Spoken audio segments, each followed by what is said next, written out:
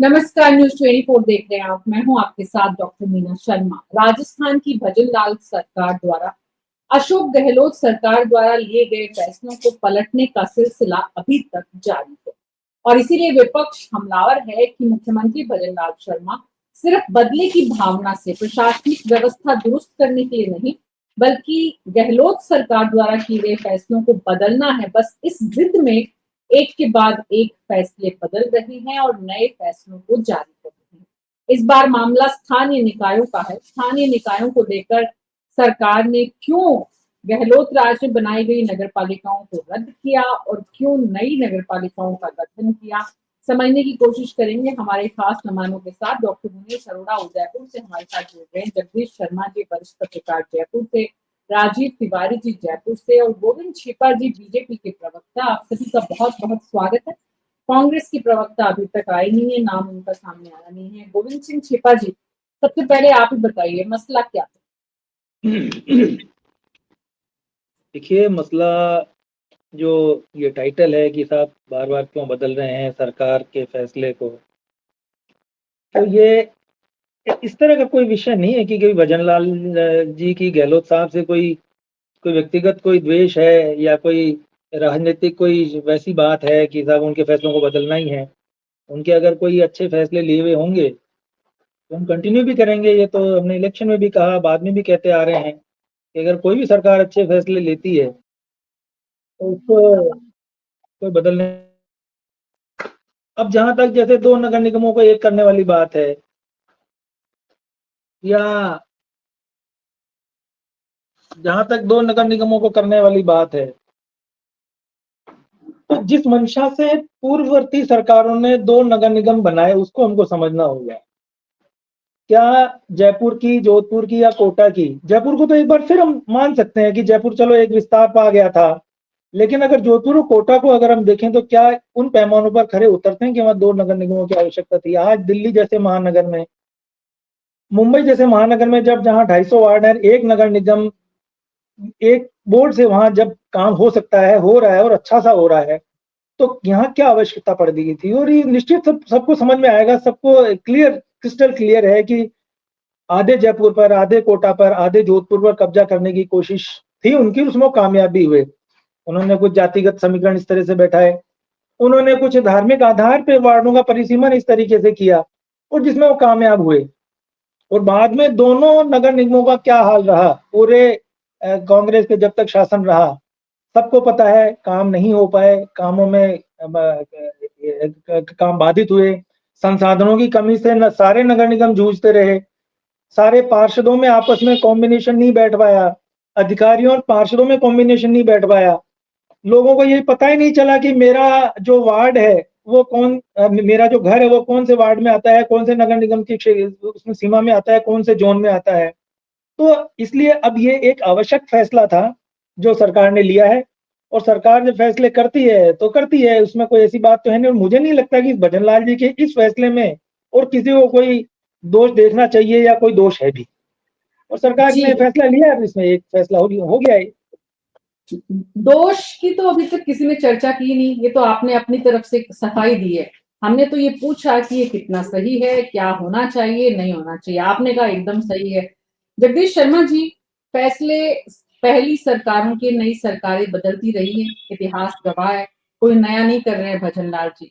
लेकिन विपक्ष का आरोप है कि ये जो पूर्वाग्रहों से ग्रसित है इसलिए गलत है।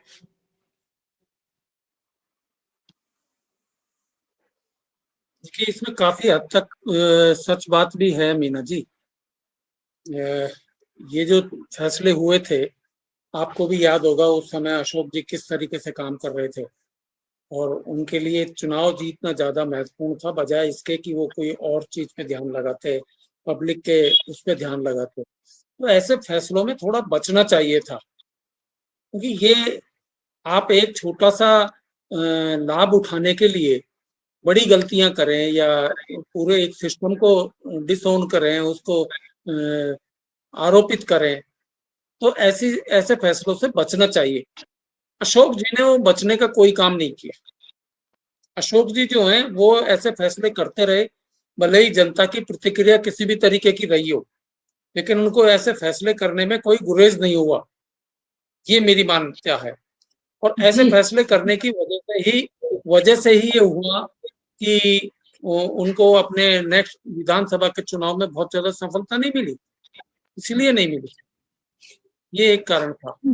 जी मैं समझता हूँ कि राजीव ऐसे तिवारी फैसले जी, लोकतंत्र में ठीक नहीं होते। बिल्कुल ठीक है। इसका मतलब आखिरी समय में सरकार द्वारा लिए गए कुछ फैसले जो जल्दबाजी में लिए गए थे, या कम से कम नगर निगमों का फैसला तो जल्दबाजी का नहीं था, वो तो सोच समझकर बहुत पहले लिया गया था।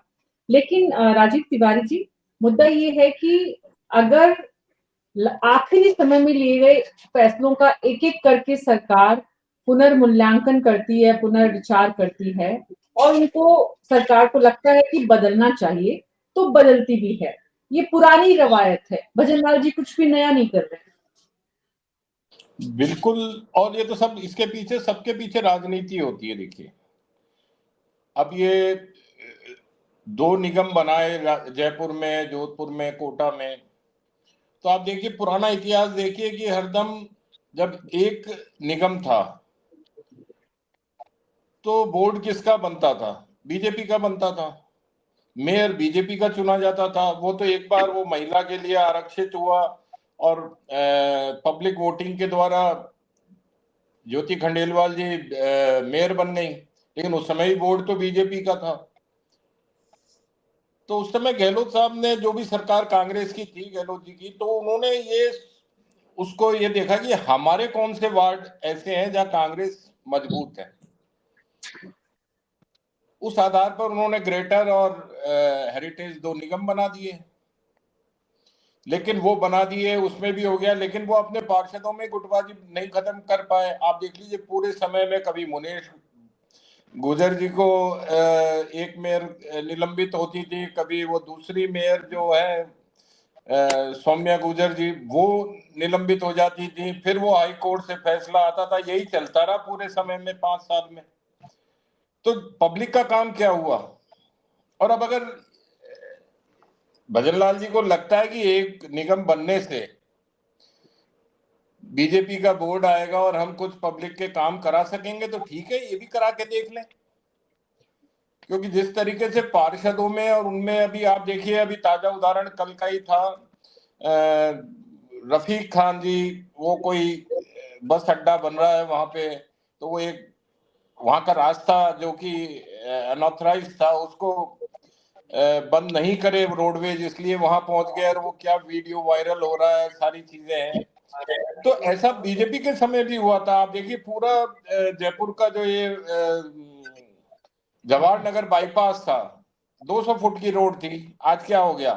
तो सीधा सीधा कालीचरण सराफ और परनामी जी थे उस समय, अशोक परनामी जी, उन्होंने अपने लोगों को बसा के और उसको पूरा वो कर दिया। तो ये सारा राजनीति का खेल है। अब नए जिले बने तो वहां पे नगर पालिकाएं भी बदलेंगी, उनके वार्ड भी बदलेंगे, बहुत सारे काम होंगे। अब उसमें से शायद 7 या 9 तो जिले रद्द ही कर दिए। तो ये सब राजनीति है। राजनीति के लिए अपने पक्ष में चीजों को करने के लिए सारी सरकारें करती हैं, आज से नहीं कर रही हैं। पिछले जब से आज 70वां राजस्थान दिवस मन रहा है, तब से यही हो रही है चीजें। जी जी।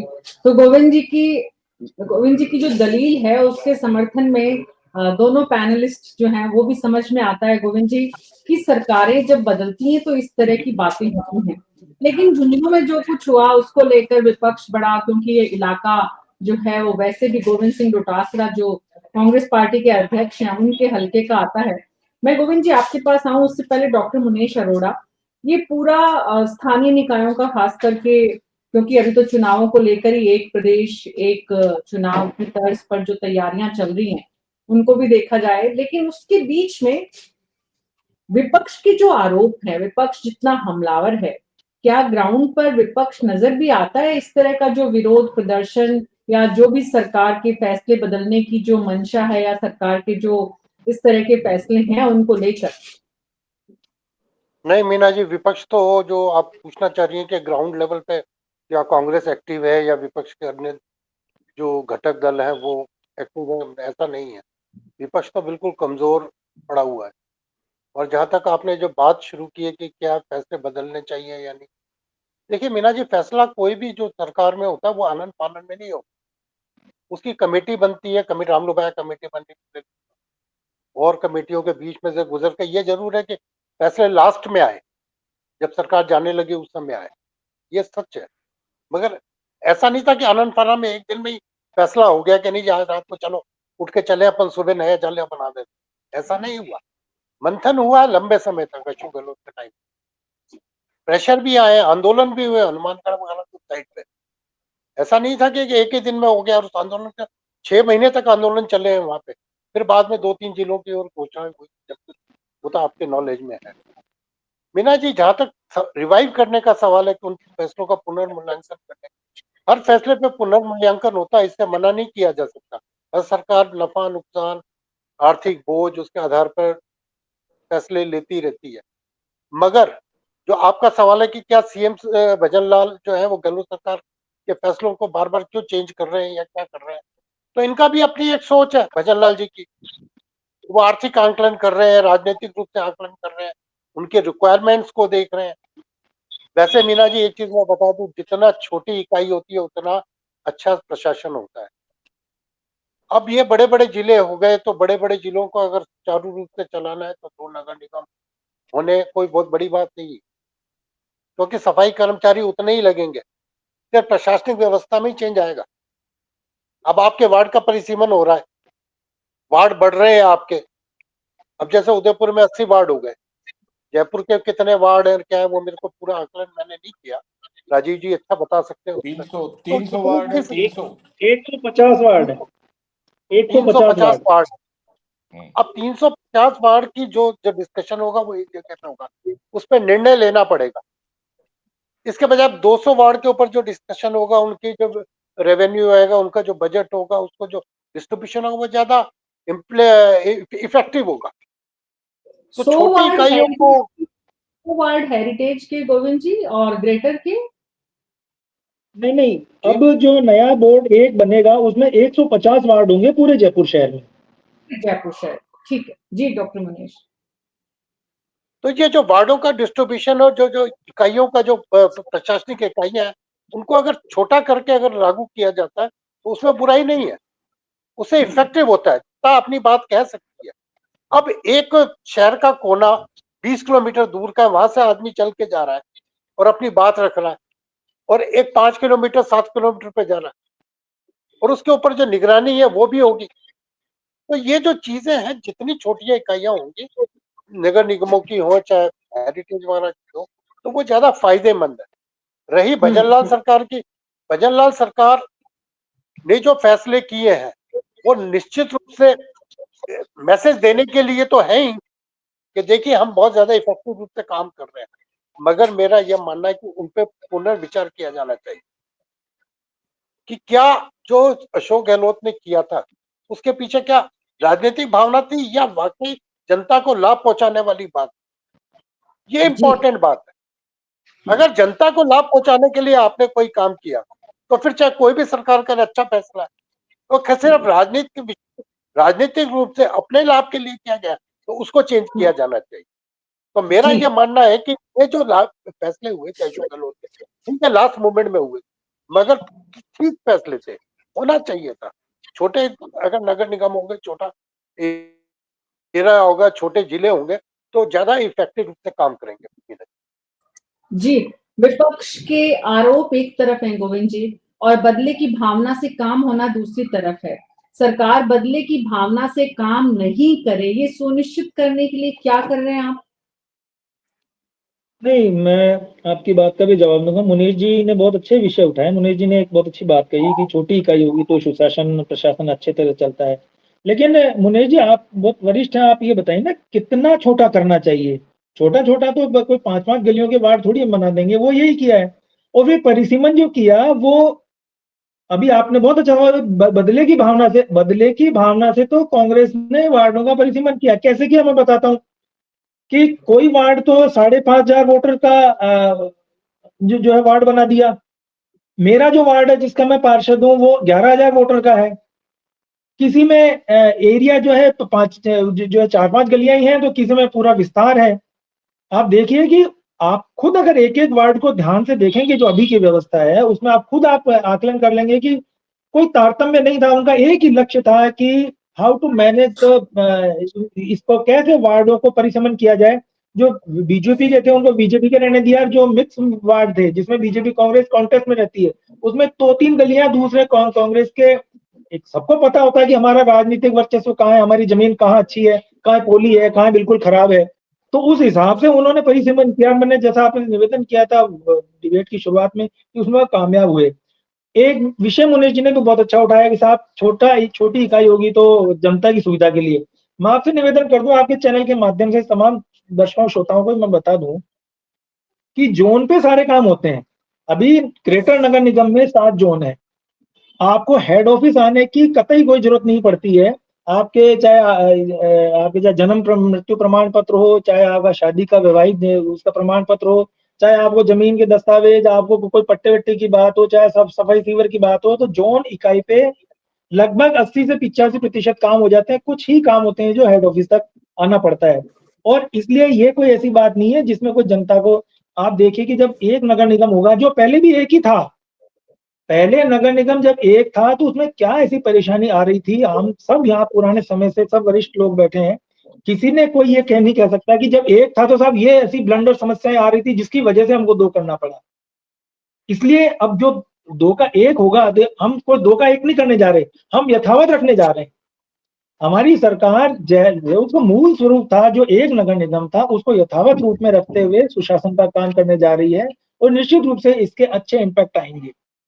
ये कोई जी विद्वेष से लिया गया फैसला बिल्कुल भी नहीं है। इसमें विद्वेष तो किसको क्यों, मतलब क्यों नजर आ रहा है? मुझे तो इसमें कोई बात नहीं है। विपक्ष का काम है सरकार को जगाए रखना। जगदीश जी, देखिए विपक्ष, आप अभी अभी मुनीश जी ने बहुत अच्छी बात की, विपक्ष तो कहाँ कहाँ नजर आ रहा है। केवल एक प्रेस नोट रिलीज कर दिया और गहलोत साहब ने ड्राइंग रूम में बैठ के और अपना एक वक्तव्य जारी कर दिया। अगर इतनी बड़ी परेशानी है और अगर जनता आपके साथ है तो आप आइए ना मैदान में, आप धरना प्रदर्शन दीजिए ना भाई, आपको कौन रोक रहा है? आप सिविल लाइन फाटक जाम कीजिए ना, आप विधानसभा का घेराव कीजिए ना। अगर इतनी परेशानी हो रही है तो केवल विरोध के लिए विरोध करना, अरे विरोध का कोई आधार है तो आप प्रस्तुत तो कीजिए। वो कहाँ है विपक्ष? जी जगदीश जी, सरकार इस समय जितना भी ये परिसीमन का नया काम कर रही है और स्थानीय निकायों को लेकर पूरे प्रदेश में एक तरह से पूरा पुनर्जीवन होना है, सिर्फ जयपुर की बात नहीं है। क्योंकि इस बार सरकार की मंशा अगर ठीक से काम कर पाती है और ठीक से ये सारा काम हो पाता है तो निश्चित रूप से प्रदेश की जनता के लिए एक तो स्थिति ये होगी कि बार बार इन लोकल बॉडीज के चुनावों से, सरपंचों के, पंचायतों के चुनावों से बच पाएंगे। लेकिन उससे पहले इस तरह की जो चीजें हैं जिसमें निश्चित रूप से जो सत्ता में है वो अपने फायदे देखेगा, लेकिन तय कानूनों के तहत ही तो फायदे देख पाएगा। मीना जी, ऐसा है कि तय मामले जो हैं वो तो उस समय भी थे। अशोक जी ने जब ये टुकड़े किए शहरों के, तब भी ये था, ये जोधपुर में भी हुआ था, ये कोटा में भी हुआ था। तो ये तय मामले तो तब भी थे और आज भी हैं। तब भी लोगों ने बहुत विरोध किया था जब ये बनाया जा रहा था। लेकिन ये मैं इनकी बात से सहमत हूँ, जो भारतीय जनता पार्टी की प्रवक्ता है, इनकी बात से मैं सहमत हूँ कि आप कैसे काम करना चाहते हैं। आप जयपुर को तो बड़ा मानते हुए 2 टुकड़े करते हैं या जोधपुर को 2 टुकड़े करते हैं। मुनीश जी कह रहे हैं कि भाई जितनी छोटी यूनिट होगी उतना बेटर काम होगा। आप देखिए बॉम्बे कितना बड़ा शहर है, बॉम्बे में 5 जयपुर मिलकर एक बॉम्बे बनता है, इतना बड़ा टाउन है वो। और वहाँ एक ही नगर परिषद काम करती है, नगर निकाय एक ही काम करता है, महानगर पालिका जो है। तो वो मैनेज हो सकता है, उसका बजट जो है कई स्टेट से ज्यादा है, वो बजट हो सकता है, बेटर हो सकता है। और इतने बड़े शहर की जो जितनी भी सोशल एनिमिटीज हैं उनको ठीक किया जा सकता है, चाहे वो बिजली हो, वहां बॉम्बे में तो बस भी चलाती है म्युनिसिपल कमेटी। वो जयपुर में क्या प्रॉब्लम आ जाती है या जोधपुर में क्या प्रॉब्लम आ जाती है? असल में प्रॉब्लम नहीं थी, ये बात वही राजनीति करने की थी कि जयपुर जैसे अभी दिल्ली में देखिए आप, दिल्ली में थे पहले 3 नगर निगम, अब वो वापस एक कर दिए, एक ही है, आप पार्टी का उस पर कंट्रोल है। लेकिन ये ऐसा थोड़ी है कि अब वो एक नहीं चल रहा है, पहले से बेटर चल रहा है।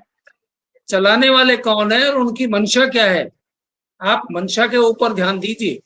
मंशा ये है कि आपको राजनीतिक लाभ के लिए ऐसे वार्ड बांट कर एक ऐसा बना दिया नगर निगम जिसमें कि कांग्रेस आ जाए, कांग्रेस का मेयर बन जाए। और जो ऐसा राजीव जी कह रहे हैं कि भाई सारे साल कन्फ्रंटेशन नहीं बना रहा 5 साल तक, कभी ये कभी वो, कभी इसको कुछ कहना है, कभी उसको हटा रहे हैं, कभी इसको लगा रहे हैं, वो कोर्ट जा रहा है, फिर फैसला आ रहे हैं। तो आप इन चीजों में क्यों पढ़ना चाहते हैं? एक नगर निगम बनाइए, बढ़िया एडमिनिस्ट्रेटिव आपकी कैपेबिलिटीज होनी चाहिए, उससे काम होगा तो काम तो सब हो जाएगा।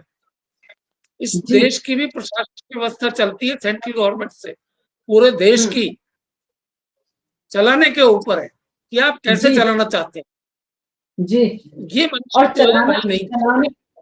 चलाने की जहां तक सवाल है, तो यहाँ पर इस वक्त की जो मौजूदा सरकार है राजीव तिवारी जी, उसमें तो सेक्रेटरी टू सीएम और सीएससी आपस में एक दूसरे को ठीक से नहीं चला पा रहे हैं, मतलब एक दूसरे को साथ लेकर नहीं चल पा रहे हैं।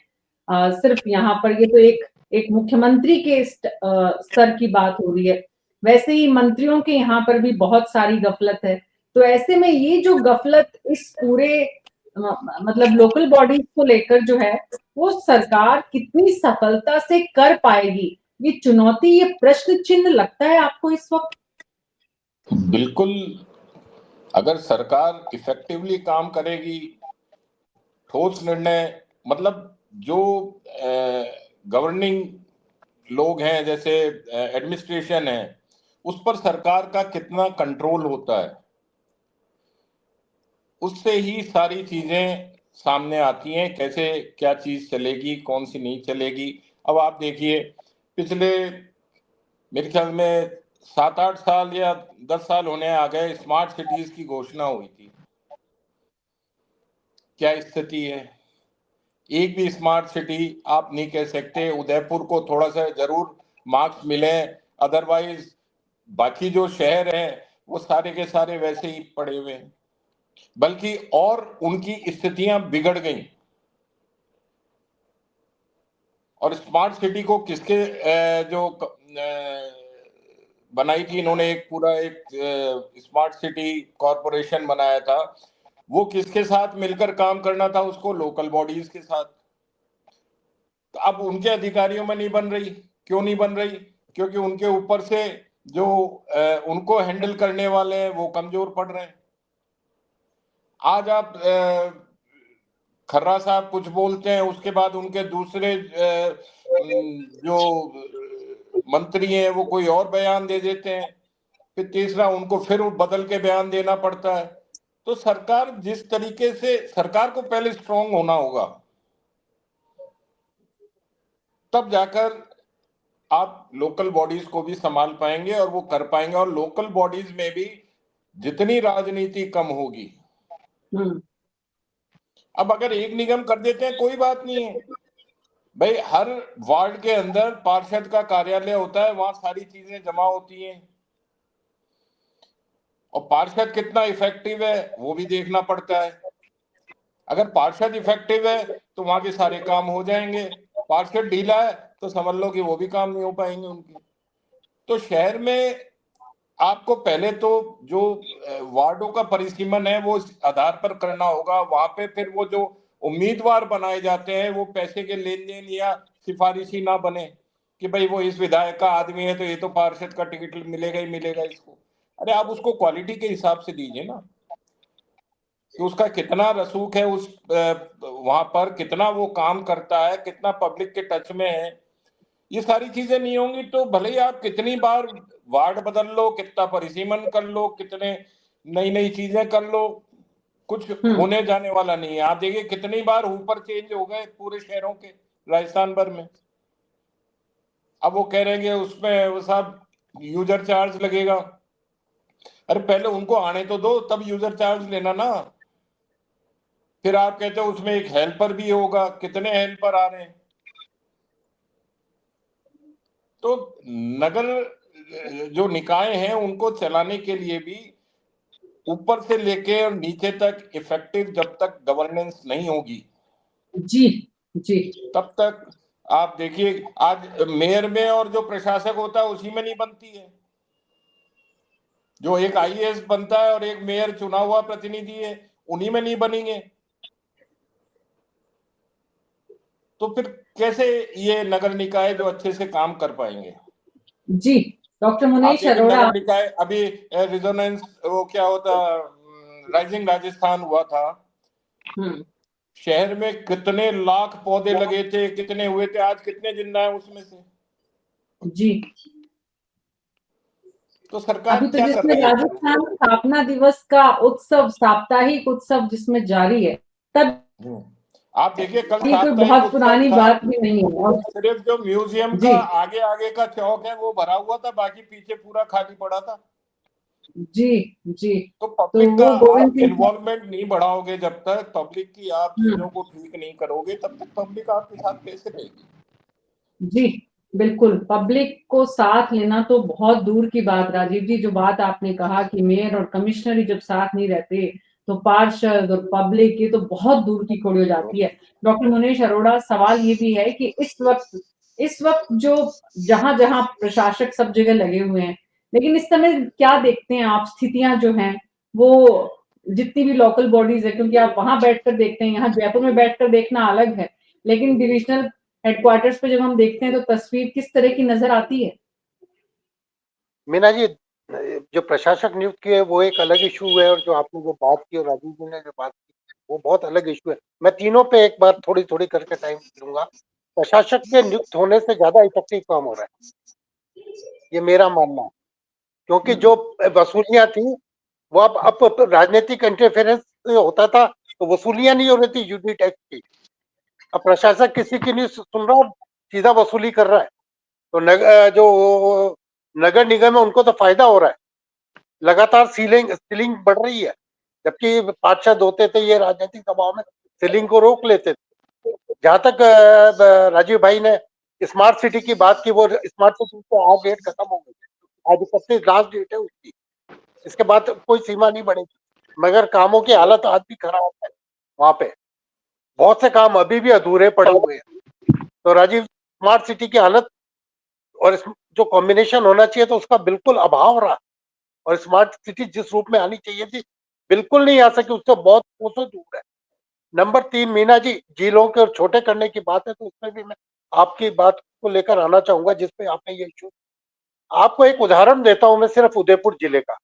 राजीव जी और जगदीश जी, आपको याद होगा कि उदयपुर जिला शुरू होता था कोटड़ा, सलूम्बर के आगे आसपुर से जाता था भीम तक।